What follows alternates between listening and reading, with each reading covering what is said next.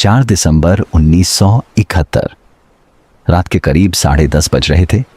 अरब सागर में 3 छोटी छोटी मिसाइल बोट्स खामोशी से पानी चीरती हुई आगे बढ़ रही थी। कोई रोशनी नहीं, कोई रेडियो ट्रांसमिशन नहीं, बस अंधेरा और लहरों की आवाज। इन बोट्स पर सवार भारतीय नौसेना के जवान जानते थे कि अगले कुछ घंटों में या तो इतिहास बनेगा या वो खुद इतिहास बन जाएंगे।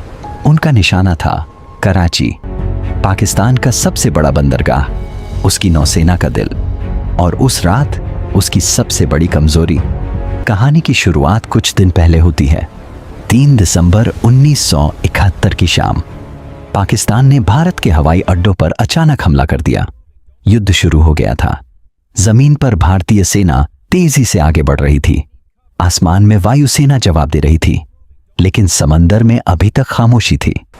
नौसेना प्रमुख एडमिरल एस एम नंदा जानते थे कि यह खामोशी ज्यादा देर नहीं चलेगी। उन्होंने एक साहसी फैसला लिया, कराची पर हमला, सीधा, बेखौफ, दुश्मन के घर में घुसकर। लेकिन यह इतना आसान नहीं था। कराची पाकिस्तान की नौसेना का मुख्यालय था। वहां युद्धपोत थे, पनडुब्बियां थीं, एयर डिफेंस थी और सबसे बड़ी बात, दुश्मन अपनी जमीन पर था। भारत के पास उस वक्त एक नया हथियार था जो अभी तक किसी युद्ध में इस्तेमाल नहीं हुआ था, सोवियत मिसाइल बोट्स, छोटी, तेज और घातक। इन्हीं बोट्स से 3 जहाज चुने गए, INS निपट, INS निर्घात और INS वीर। कमांड दी गई कमांडर बबरू यादव को। मिशन का नाम रखा गया ऑपरेशन ट्राइडेंट। 4 दिसंबर की रात जब ये तीनों बोट्स कराची की तरफ बढ़ रही थीं, तभी रडार पर एक जहाज दिखा, पाकिस्तानी जहाज PNS खैबर।